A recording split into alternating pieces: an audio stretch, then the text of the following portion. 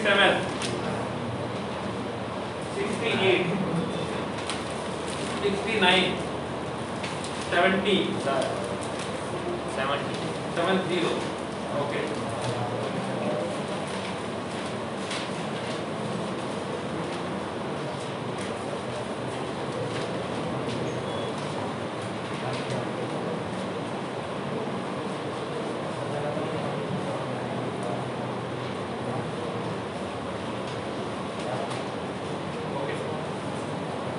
R1 upon R2 equals to root of M2 upon M1. Try करो, इसको लिखता हूँ H2, इसको लिखता हूँ H2, इसको लिखा मैंने O2 और इसको लिखा मैंने O2. ठीक है, चेक करो एक बार. ये तो पता होगी डायरेक्ट से पहले मुझे याद करना बता रहा है. हो गया, करो कैलकुलेशन जल्दी हो जाएगा. सॉल्व 71, 72, 71. Okay, चलो. The temperature at which RMS velocity of a gaseous molecule is double than that of 27 degrees Celsius. Okay, चलो. RMS velocity 1 equals to root of 3RT upon M. दूसरा, RMS velocity 2 equals to 3RT upon M. हो गया. ठीक है. So the temperature at which RMS velocity of gaseous molecule is double than that of. Okay. Double than that of. तो यहाँ पे temperature जो रहेगा वो लेते हैं 27 डिग्री सेल्सियस. तो ये वाला आरएमएस वेलोसिटी हम कहाँ पे फाइंड करेंगे? 27 डिग्री सेल्सियस पे. तो ये वाला कौन से टेम्परेचर पे रहेगा वो पता लगाना है. मतलब टेम्परेचर तो चेंज हो रहा है. तो यहाँ पे टेम्परेचर लेते हैं T1, यहाँ पे टेम्परेचर लेते हैं T. और मास के बारे में कुछ नहीं बोला है, जाने दो हमको. और लिखा है RMS velocity of is double than that of. Okay. तो RMS velocity 1 और RMS velocity 2 रिलेशन क्या है? देखो 2 वाला कौन सा है? ये 27 वाला बाद में जो दिया है. तो क्वेश्चन में क्या लिखा है? The temperature at which RMS velocity of gaseous molecule is double than that of 27. मतलब ये वाला इससे डबल है. तो 2 से मल्टीप्लाई कहाँ पे करें? लेफ्ट पे राइट में? लिखा है ये इसके डबल है.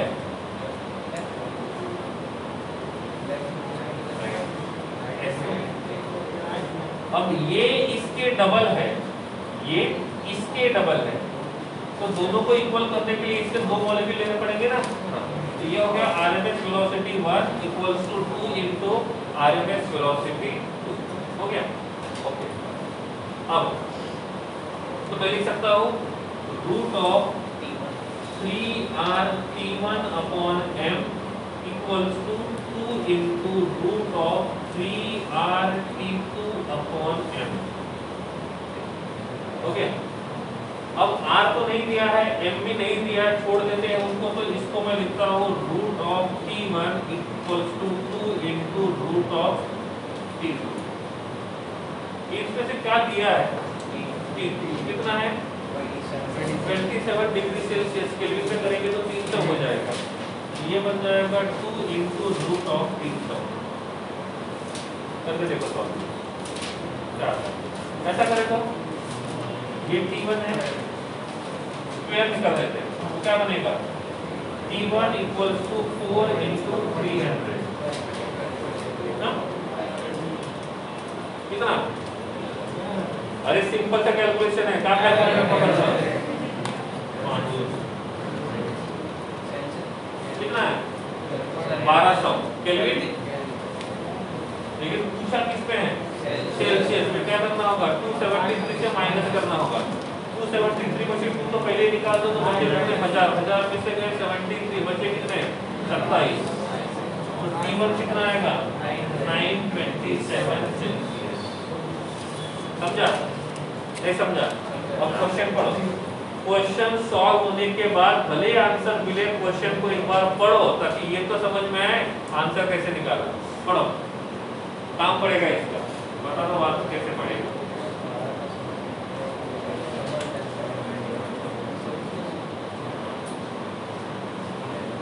इस पे गड़बड़ मत करना, बोल किसके डबल है, गड़बड़ यहाँ पे होती है। आपने इस 2 को यहाँ लिख दिया तो आंसर में तो और मिलेगा, और हो सकता है वो भी आंसर ऑप्शन में हो।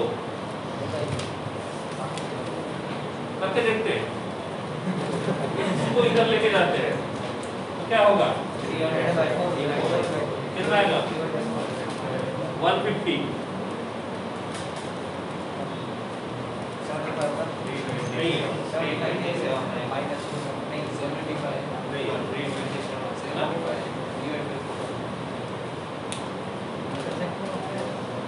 ये 2 इधर जाएगा,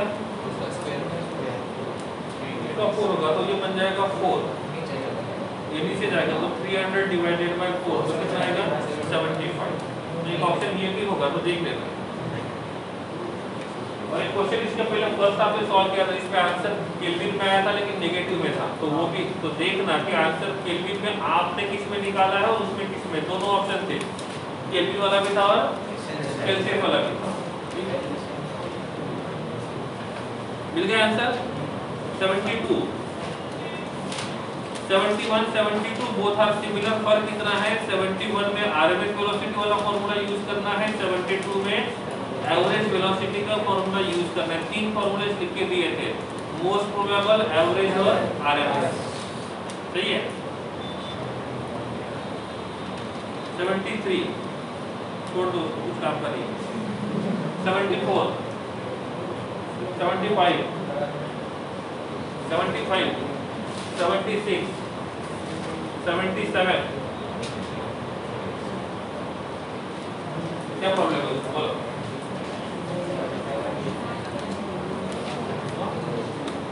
क्वेश्चन समझ में, क्वेश्चन समझा के देता हूँ। Question number 77, the average kinetic energy of the molecule of SO2 at 27 degrees Celsius is capital E. The average kinetic energy of CO2 at 27 degrees Celsius.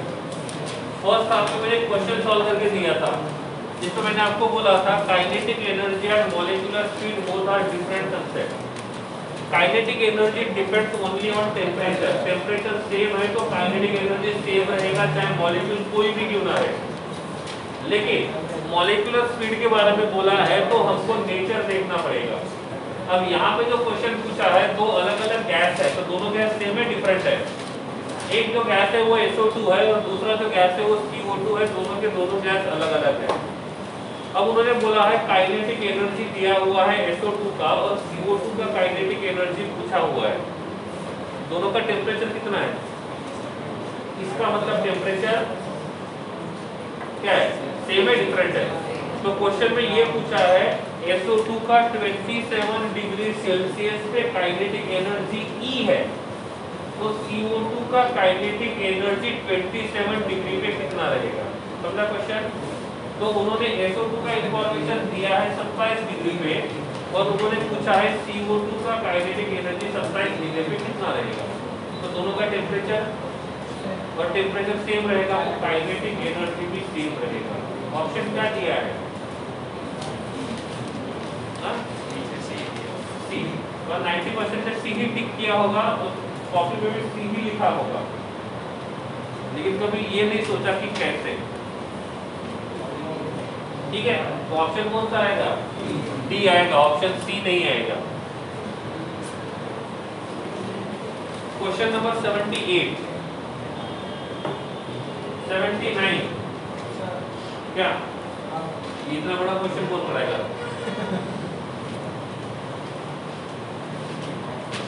चलो पढ़ो एक बार क्वेश्चन नंबर 7, अच्छा क्वेश्चन है, मस्त है क्वेश्चन, थोड़े अच्छे होने चाहिए ऐसे। क्वेश्चन नंबर 79,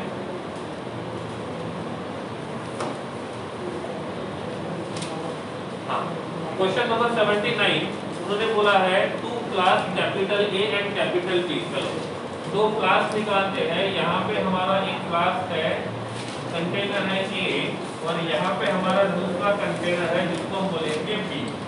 उन्होंने बोला है ए जो है इसका वॉल्यूम जो है वो 1 लीटर है, तो बी का जो वॉल्यूम है वो 2 लीटर है। ठीक है, इसमें बोला है इसमें नंबर ऑफ मोल्स 1 है, इसमें भी नंबर ऑफ मोल्स 1 होगा। The temperature of flask are so adjusted that the average velocity of A, average velocity मतलब U कितना है? Average velocity of A is twice to that of B। तो B का velocity लेता हूं मैं 2, तो इसका कितना होगा? अरे लिखा हुआ है A का वेलोसिटी B का ट्वाइस है, ऐसा लिखा हुआ है ना क्वेश्चन में, ये लिखा हुआ है, मैंने उल्टा पढ़ा। The average velocity of molecules in A is twice to that of in B। तो जितना B वाले का वेलोसिटी रहेगा उसका डबल किसका रहेगा? B कितना लिखा, तो ये कितना रहेगा?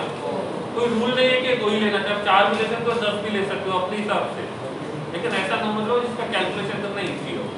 ओके, ये बात उन्होंने दी है। और पूछा है प्रेशर का रिलेशन, तो इसका प्रेशर जिसको प्रेशर ऑफ ए बोलेंगे और इसका प्रेशर ऑफ बी बोलेंगे, इनका रिलेशन क्या होगा। ठीक है, ये वाला क्वेश्चन सॉल्व करना है, तो इसमें हेल्प करेगा आपको question number 60। Question number 60, question number 60 का ऑप्शन क्या है? PV equals to 1/3 m into n into u square। हो गया। अब देखो इसमें प्रेशर है, वॉल्यूम है, m का मतलब होता है मास, n का मतलब होता है नंबर ऑफ मॉलिक्यूल्स, और u का मतलब होता है वेलोसिटी, एवरेज वेलोसिटी, उसका स्क्वायर। अब दोनों के लिए नंबर ऑफ मोल्स 1 है, इसका मतलब दोनों के लिए जो Na रहेगा, n रहेगा, वो सेम ही रहेगा 6.022 into 10 to the power 23। तो क्या कांस्टेंट है वो देखते हैं, क्या दोनों का प्रेशर सेम होगा कि नहीं होगा, वो तो कैलकुलेशन करने के बाद पता चलेगा। तो इस ठीक है, तो ये चेंज हो रहा है, वॉल्यूम चेंज हो रहा है, मास चेंज हो रहा है, नहीं दिया है, मोल सेम है मतलब मास को भी सेम लेते हैं, इसको भी सेम लेते हैं, ये चेंज हो रहा है। तो 5 टर्म में से 3 टर्म कांस्टेंट है, 2 टर्म कांस्टेंट है, 3 में चेंज हो रहा है। ये समझा नहीं समझा? अब ये वाला फॉर्मूला मैं A के लिए लगाता हूँ, तो क्या बनेगा? PA BA 1/3 UA square। हो गया। अब यही लगाता हूँ मैं सेकंड के लिए, क्या होगा? PV into VB equals to 1/3 UB square। अब इन दोनों का डिवीजन कराते हैं, तो क्या होगा? PA upon PB into VA upon VB equals to UA square upon U2 UB square। हो गया। अब हमको ढूंढना क्या है? प्रेशर का रिलेशन, उसको एक साइड रखते हैं, बाकी दूसरे साइड। क्या होगा? PA upon PB equals to UA square upon UB square into VB upon VA। हो गया। अब वैल्यू को पुट करता हूं मैं, PA upon PB equals to UA कितना है? 4 का स्क्वायर 16, ऐसा देखो यहाँ पे 16 अपॉन 4 का स्क्वायर है 2 का square into volume of B upon, हो गया। तो रेशियो क्या है? 8:1। हो गया, इधर ध्यान तो हुआ नहीं है। PA is to CB कितना है 8:1। अब मैं दो बातें बोलता हूँ। Pressure of A is 8 times to that of pressure of B। क्या बोला मैंने? Pressure of A is 8 times to that of pressure of B। दूसरी line, pressure of B is 8 times to that of pressure of A। कौन सा सही है? पहला वाला सही है ना? तो pressure of A is 8 times to that of pressure of B। सही है? ये हमारा सॉल्यूशन समझा? ऑप्शन पढ़ो।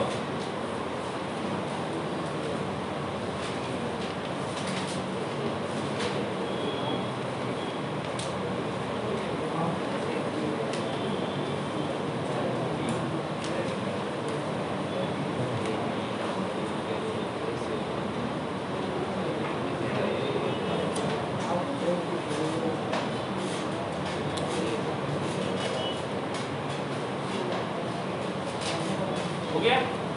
Which one?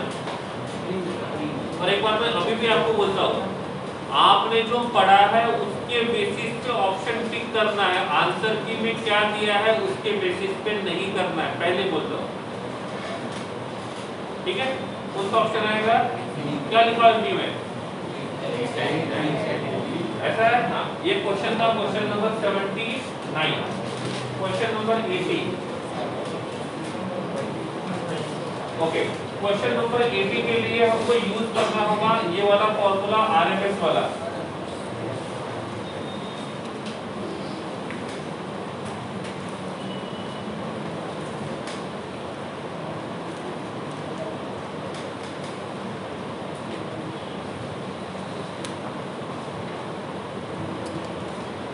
क्या है आरएमएस का फॉर्मूला?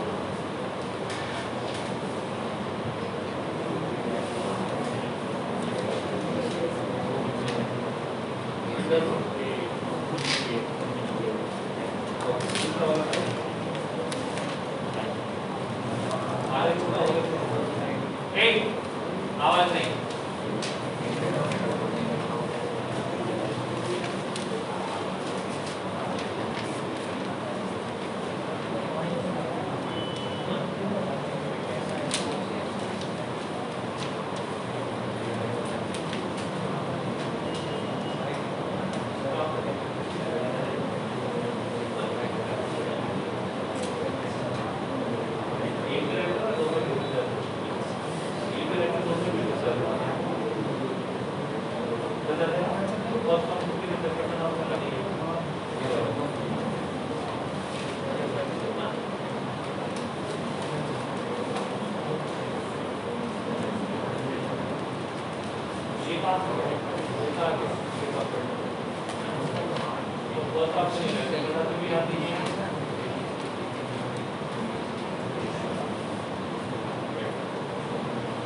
चलो, कौन सा क्वेश्चन था? 80 पूछा है। रूट वेव स्क्वायर स्पीड मतलब आरएमएस वेलोसिटी, क्या है formula? Root of 3RT upon m। क्या चेंज हो रहा है इसमें? हाँ, टेम्परेचर नहीं हो रहा है, लिखा हुआ है सेम टेम्परेचर, तो टेम्परेचर को छोड़ दो, टेम्परेचर चेंज नहीं होगा। R तो कांस्टेंट है, चेंज क्या होगा? Molecular mass. ठीक है, क्या होगा? Molecular mass. ठीक है, तो क्या आएगा? RMS velocity of oxygen upon RMS velocity of hydrogen क्या होगा? Root of molecular mass of hydrogen upon molecular mass of oxygen. जो नहीं हुआ 81, 82, 83, 83. Okay. Oxygen and hydrogen are at same temperature, kinetic energy. Temperature same, kinetic energy same. 84, 85, 86, 80। Question पढ़ो। जब question में ही answer दिया तो पूछने की जरूरत नहीं होनी चाहिए। मिला आंसर? कैसे? बात हो गई बात। टेम्परेचर सेम है तो काइनेटिक एनर्जी सेम होना चाहिए।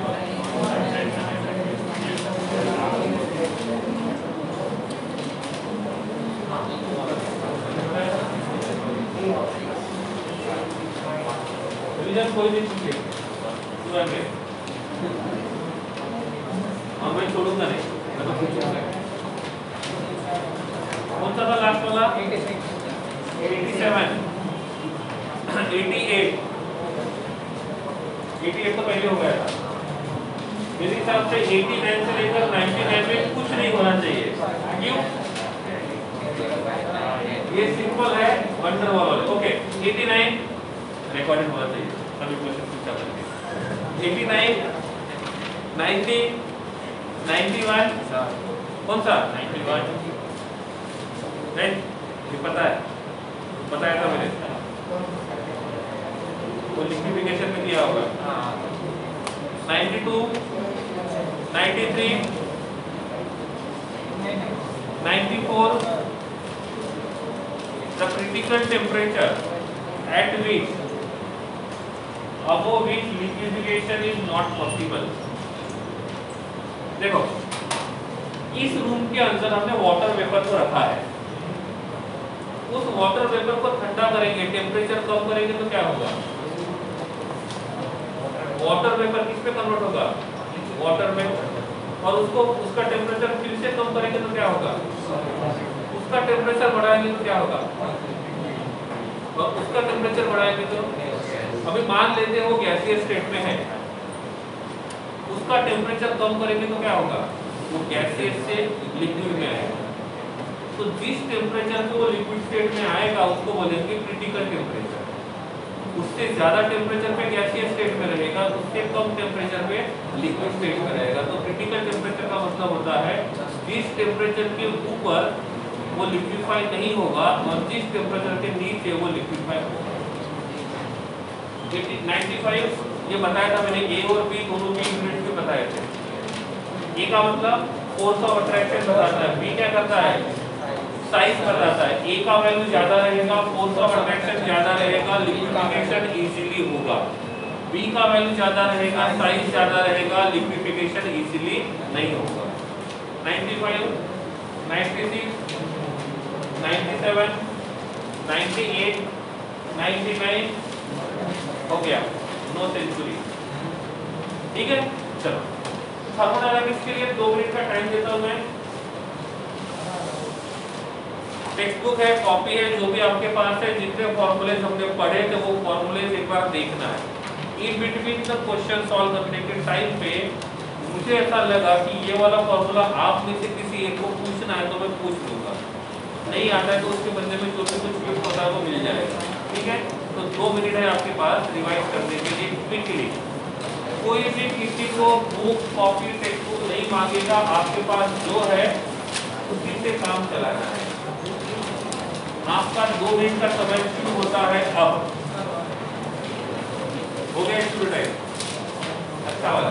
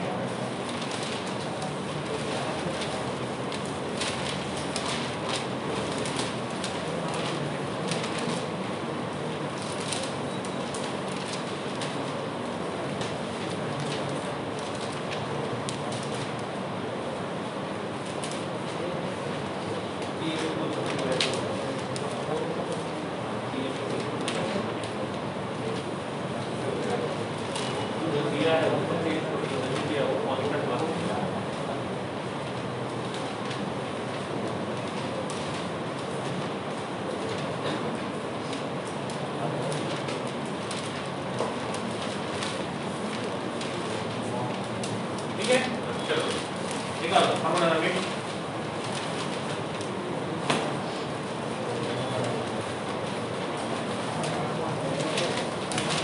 Total questions are 86।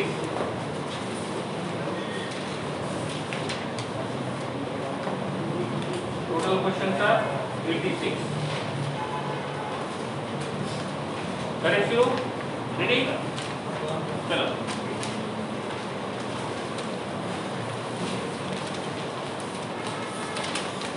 तो 500 की फाइल मिलती है पीप वाली, ठीक है, तो फाइल लेना और हर एक पेज वहीं पे रखना, आराम से, खराब नहीं। तो आफ्टर 1 वीक के बाद तो ये हॉस्पिटलाइज होता है, ठीक है, चलो 1 2 3 4 5 6 7 8 9 10 11 12 13 14 15 16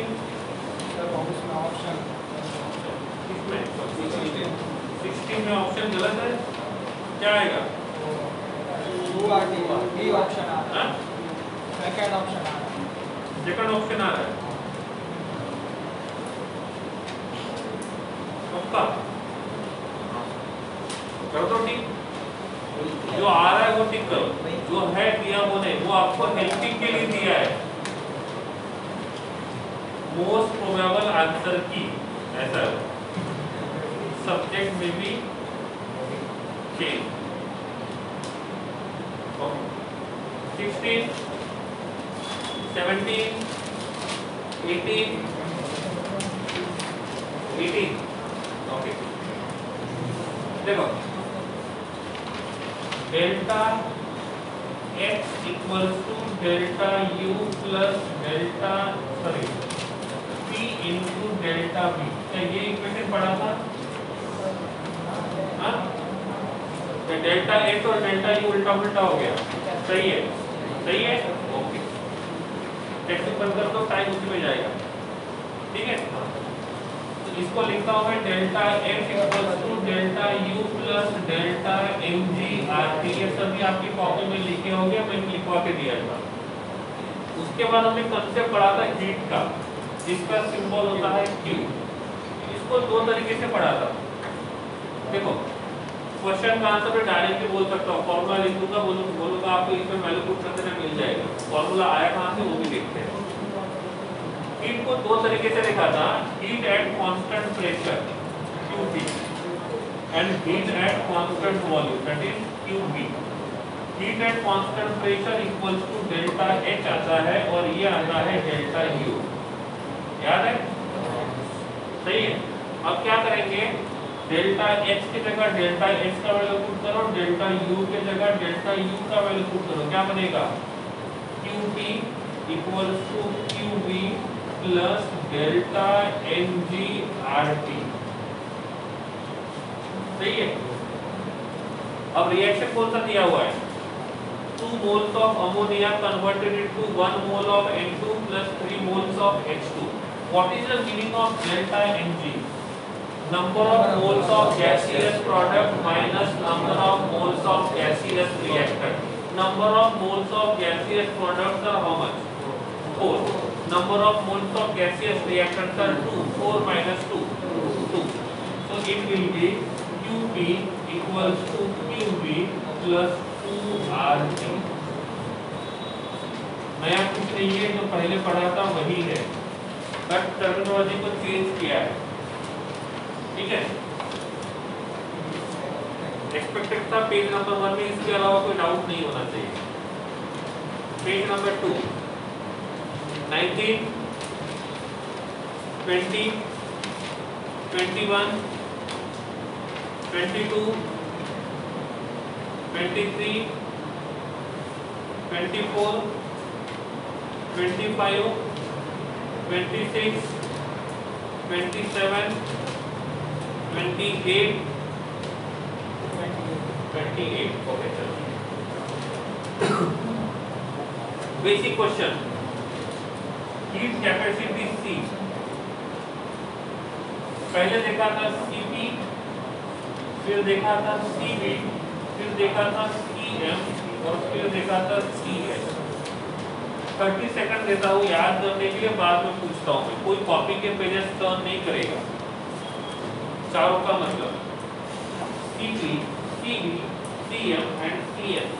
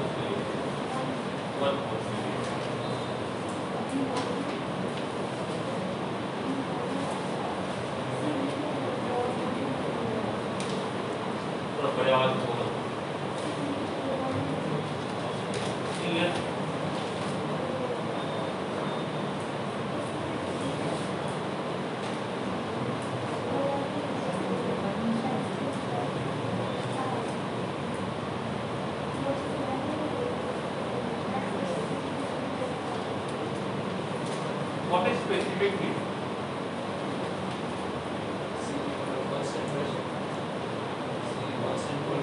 What is heat capacity? Heat is required in 1 mole of substance. From gaseous liquid.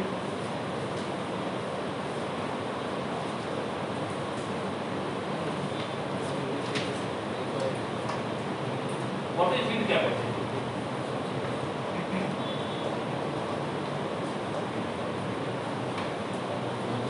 Better? Dono. Heat capacity, the amount of heat required to rise the temperature of system by 1 degree Celsius. If that process is occurs at constant pressure, so it is called as Cp. At constant volume, Cv. It is molar heat capacity. The amount of heat required to rise the temperature of 1 mole of a system by 1 degree. Specific. The amount of heat required to rise the temperature of 1 gram of a system by 1 degree.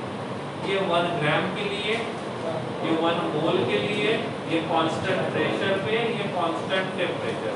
सही है? Check कर रहा था खाने के लिए। ठीक है? Heat equals to N into Cm into delta T। Molar heat capacity 1 मोल के लिए, तो इतने मोल के लिए कितना। दूसरा आता है heat capacity mass into Cx into delta T। जब आपको हीट पूछा है और मोलार हीट कैपेसिटी दिया है, तो आप ये वाला फॉर्मूला यूज करो। जब हीट पूछा है और स्पेसिफिक हीट कैपेसिटी दिया है, तो आप सेकंड वाला फॉर्मूला यूज करो। टोटल 4 क्वेश्चन इस प्रकार से, 3 क्वेश्चन साथ में है। उसे बोलते हैं 26, 27 और 28। 3 में से 2 क्वेश्चन पहले फॉर्मूले के हैं और 1 क्वेश्चन दूसरे फॉर्मूले का है। ठीक है? 28, 29 और 26, 27, 28। पहले 26 को सॉल्व करते हैं। क्या लिखा है? Molar heat capacity of aluminium, मतलब क्या दिया है? Cm कितना है? 25 जूल पर केल्विन पर मोल। यूनिट्स की तरफ खासा ध्यान रखना है, जूल का किलोजूल हो जाता है। ठीक है? और क्या दिया है? द हीट नेसेसरी, मतलब Q फाइंड करना है। और क्या दिया है? मास दिया है, कितना है? 54 ग्राम। और क्या दिया है? चेंज इन टेम्परेचर कितना है? 20 degree Celsius equals to 20 difference degree Celsius में और केल्विन में सेम होता है। अब उन्होंने मोलर हीट कैपेसिटी दिया है और हीट पूछा है, तो कौन सा फॉर्मूला यूज करेंगे, फर्स्ट वाला सेकंड वाला? हाँ, ये मोलर वाला है, स्पेसिफिक वाला है, उन्होंने दिया क्या है, मोलर, तो फर्स्ट फॉर्मूले को यूज करेंगे। उसके लिए क्या पता होना चाहिए, डेल्टा टी, वो तो दिया है। क्या पता होना चाहिए, मोल्स, मोल्स ये है, तो क्या दिया हुआ है, मास, तो मास से क्या निकालेंगे, मोल्स, तो मोल्स क्या होंगे, moles equals to 54 divided by 27 equals to 2। Moles कितने मिले, 2। क्या फाइंड करेंगे, हीट क्या है, Q इक्वल्स टू मोल्स जो है, Cm कितना है 25 और टेम्परेचर कितना है 20, कितना बनेगा, हाँ 1 यूनिट जूल, कितना किलो जूल, 1 किलो जूल हो जाए, ठीक है। अब ये कौन सा था 26 के बाद 28 वाला बोलता हूँ, एक बार पढ़ो क्वेश्चन, ट्राई करो, 1 मिनट देता हूँ। 28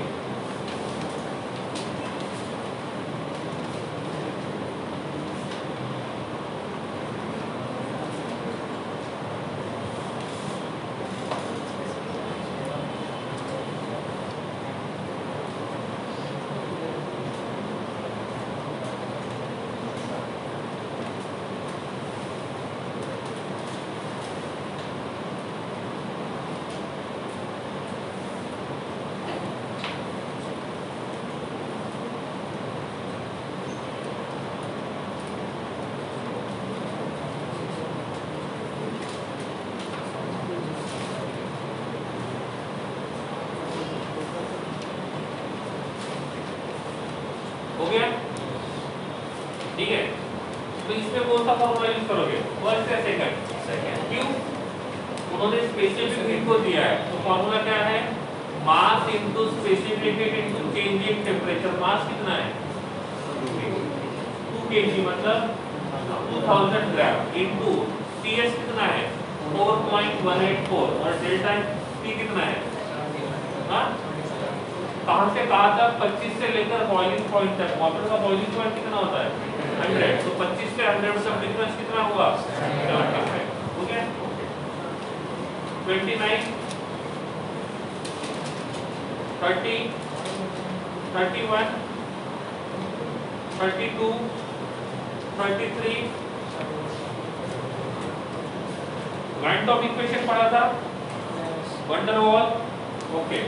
गिब्स वाला देखो, गिब्स का क्या है, delta G equals to delta X minus T into delta, देखो बाजू में,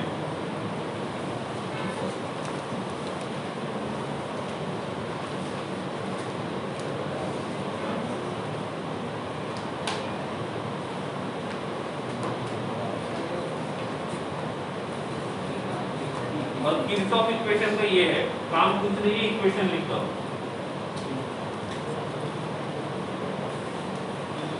Kirchhoff equation, change in enthalpy at temperature 2 equals to change in enthalpy at temperature 1 plus delta Cp into delta T, ठीक है। 34 35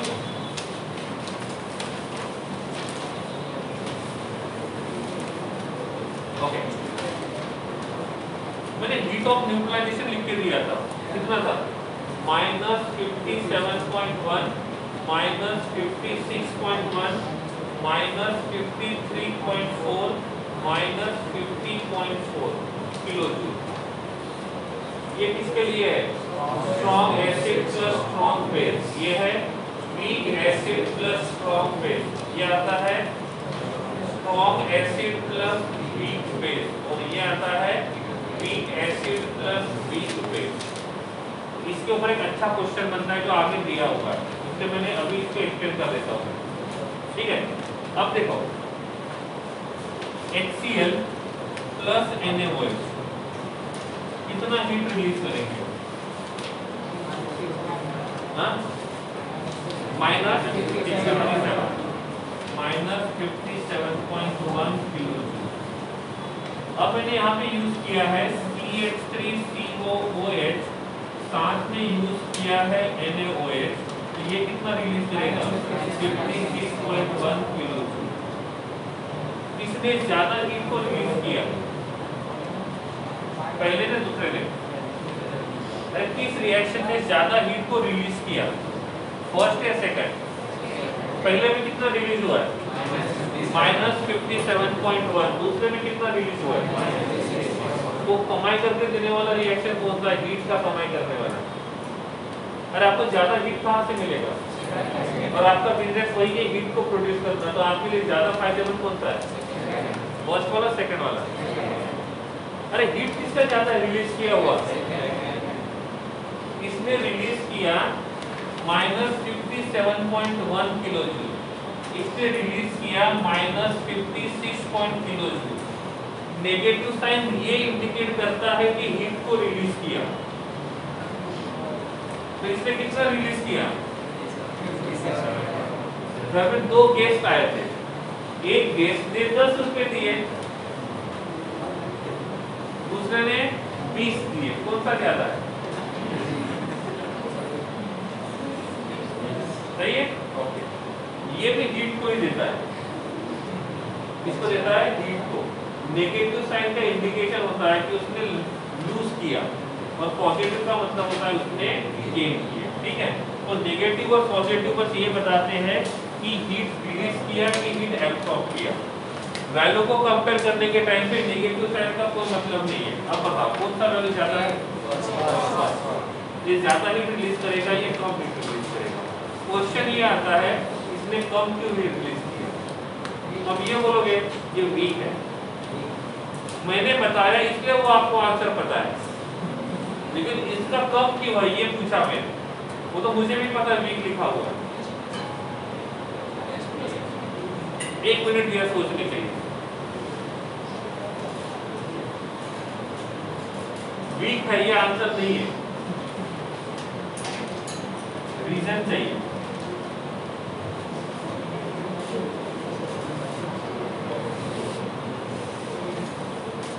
इसको मिल जाए तो बोल देना।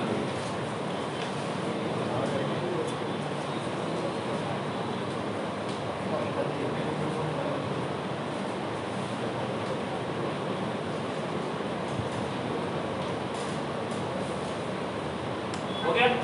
एनीवन? ओके, स्टार्ट करो। एक फंक्शन करना है हमको चैरिटी के लिए। क्या करना है? फंक्शन, सिंगिंग वाला फंक्शन कर लेते हैं हम लोग, और उससे जो पैसा आएगा वो हम लोग किसी चैरिटी के लिए यूज करने वाले हैं। अब हुआ ऐसा कि इस स्टेज के ऊपर होना है फंक्शन, और लोगों की बैठने की अरेंजमेंट हमने यहाँ कर दी है इतने एरिया में, और हमने कैपेसिटी की है कि 100 लोग बैठने चाहिए, उससे ज्यादा भी नहीं, उससे कम भी नहीं। तो कैपेसिटी कितना है? 100 है। सिंगिंग का प्रोग्राम, अब सिंगिंग का प्रोग्राम में जो ये तो सिंगिंग सुनना पसंद है वो तो आएंगी, तो उनको फ्री में नहीं बिठाएंगे हम लोग। फ्री में बिठाएंगे तो पैसा जमा कहाँ से होगा? मतलब ही नहीं है चैरिटी का। तो हमने हर किसी से 100 रुपए लिए, कितने जमा होंगे? बड़े जल्दी आंसर दिए, कितने जमा होंगे? 10,000। और ये हम चैरिटी में देंगे, तो हमारा एक्सपेक्टेड था कि कितने जमा होने चाहिए? 10,000। अब यहाँ पे जो सिंगर आने वाला है वो आपका दोस्त ही है, लेकिन आप सिंगर नहीं, ठीक है? अब वो आपका दोस्त है, आपने बोला कि चलो चैरिटी के लिए आपको आना है, तो वो तैयार होकर फ्री था तो बोला चलो मैं आ जाऊँ। अब वो फ्री में आएगा तो उसको पैसे देने की जरूरत नहीं है, आपने बोला और तैयार हो गया, आपने बोला एक्टिवेट हो गया और आ गया, ठीक है? तो अब पैसा कितना जमा होगा? 10,000 हो गया। दूसरे साल आपने फिर से सेव सोचा कि चलो पिछले साल जैसे इस बार भी कर लेते हैं, और एक्सपेक्टेड किया था कि कितना होना चाहिए? 10,000। फिर आपने अपने दोस्त को फोन लगाया, बोल रहे हो कहा? तो बोले मैं घूमने गया फॉरेन में। अब वो है तो नहीं, अब वहां से गाना गाने से रहा, तो उसके जगह आपने किसी और को बुलाया, वो तो दरिया दिल नहीं था, फ्री में नहीं, हम आप चैरिटी करो कुछ भी करो, मैं तो पैसे लूंगा। अब वो बोला कि मेरा खर्चा तो नहीं था पहले, फिर आपने बोला कि जो पैसे ले लो लेकिन आ जाओ, वो तैयार हो गया। फिर बोला फ्री में नहीं आऊंगा, कितने पैसे लूंगा? 2000। तो आपने सोचा था कितना पैसा जमा होना चाहिए, लेकिन रियल में होगा कितना? अब किसी ने पूछा 2000 कहाँ पे? इसके लिए सिंगर को लाने का जो खर्चा था, उसको जो तैयार नहीं था उसको तैयार करने का जो खर्चा था वो कितना था? 2000। सही है। अब आते हैं इधर, ये स्ट्रॉन्ग एसिड और स्ट्रॉन्ग बेस है, नाम ही स्ट्रॉन्ग है, इसका मतलब इसको आयोनाइज करने की जरूरत नहीं है, ये इजीली H+ दे देगा, ये इजीली OH- देगा। ये तैयार बैठा है किसके लिए? आयोनाइज होने के लिए। ये भी तैयार बैठा है आयोनाइज होने के लिए, ये तैयार नहीं बैठा है तो इसको तैयार करना होगा, और तैयार करने के लिए आपको थोड़ा सा अमाउंट खर्च करना होगा। वो खर्च करने वाला अमाउंट आपको टोटल अमाउंट में से माइनस करना होगा। इसको तैयार करने के लिए खर्चा नहीं लगा, इसको तैयार करने के लिए खर्चा लगा, तो टोटल जब आप काउंट करोगे कि कितने की कमाई हो गई है, इसमें इसको एक्टिवेट करने का, आयोनाइज करने का खर्चा भी जोड़ना होगा। तो डिफरेंस कितने का है? 1 किलो जूल का। तो वो 1 किलो जूल एनर्जी कम कहाँ पे हुआ? ये जो वीक एसिड है, ये डिसोसिएट आयोनाइज नहीं होना था, तो इसको आयोनाइज करने में खर्च किया गया। समझा? तो जब भी किसी एसिड और बेस का रिएक्शन होता है तो हीट इतना ही जनरेट होना चाहिए, और होता भी है, लेकिन हमेशा नहीं। किसके लिए? स्ट्रॉन्ग एसिड और स्ट्रॉन्ग बेस। ऐसा नहीं है, इनमें सब में इतना ही रिलीज होता है, लेकिन इसमें हमको इन्वेस्टमेंट करने की जरूरत नहीं है। इनके अंदर हमको इन्वेस्टमेंट करनी होगी, पहले हमको एनर्जी देना होगा, इसको आयोनाइज करना होगा। तो हम क्या करेंगे, जितना एनर्जी रिलीज हुआ था उसमें से पहले हमने जो खर्चा किया था वो निकाल लेंगे, और इसलिए जब लास्ट पे काउंट करेंगे तो इनका जो एनर्जी होता है वो इससे कम होता है। इसी टाइप का क्वेश्चन दिया है, क्वेश्चन नंबर 88 आई थिंक, नहीं 88 तो है नहीं, हाँ क्वेश्चन नंबर 41 पढ़ लो।